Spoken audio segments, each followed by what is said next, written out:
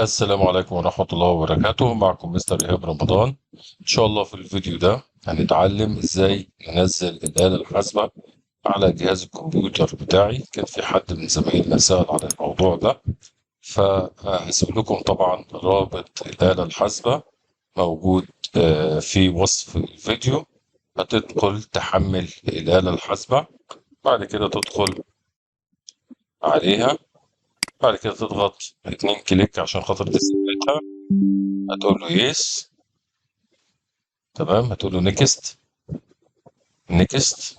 ما تنساش تعمل الحتة دي اللي هي انستول فونت، وتضغط هنا نيكست، وتضغط انستول، تضغط فينيش. ومبروك عليك، الآلة الحاسبة اهي موجودة على جهاز الكمبيوتر بتاعك.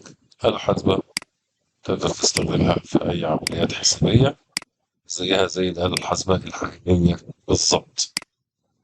وأتمنى إن أنا أكون أفدتكم في الفيديو ده. السلام عليكم ورحمة الله وبركاته.